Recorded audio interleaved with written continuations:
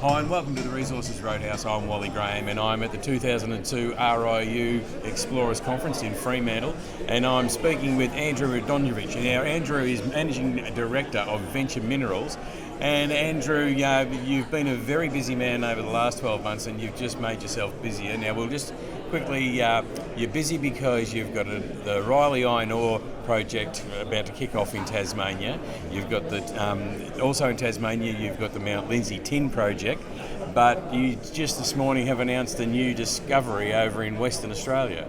Absolutely, yeah. Look, it's been we've been beavering away in WA while obviously focusing on the iron ore in Tassie and getting that heading to production. Mount Lindsay flagship, we announced those great EM anomalies and co-funding with the Tasmanian government, so there's some great drill targets there. Looking forward to making another tin discovery there. And we announced this morning that we've got what looks like could potentially be another Golden Grove, just back here in good old WA. Well, it could be Golden Grove. It's just near Golden Grove, and you're calling it, of course, Golden Grove North. So it's a VMS discovery. Just talk us through it. Yeah, look, there's to the north of it, there's this area, like I always say, like people don't go looking in the shadows of the head frame. And here we have a project where there's part of our tin has got a Lake Yalgoo.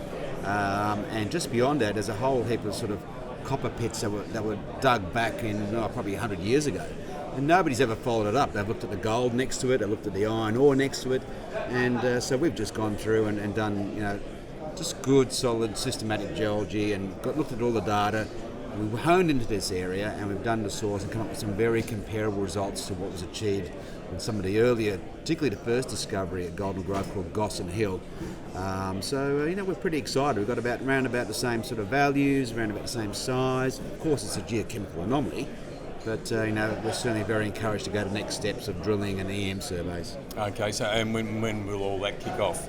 Well, look, I think usually up in that neck of the woods, once cyclone season is finished, we'll get back up there and start preparing. We've already got quotes at EM and drilling. So we've got that in the budget, and depending on how things go in Tasmania and all that, and maybe we'll drill that.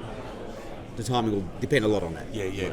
All right, in Tasmania, the Riley Iron Ore project, how's that ticking along now? What's happening there? Well, the road access agreement's been, I suppose, the main issue there recently. We are getting closer, but it has been a bit of a process. And, certainly the ups and downs in the iron ore price with the virus, etc., that's been a little bit of issue, but...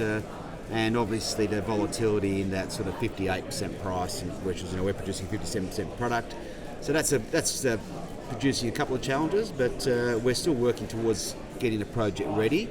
We are doing some additional work with the owners of the road, Hydro Tasmania, in terms of some technical surveys required. We're getting those done. So hopefully that should be the end of it, and then we can get on some agreement, which is a sensible agreement for both parties, so that obviously their concerns are to do with safety and etc.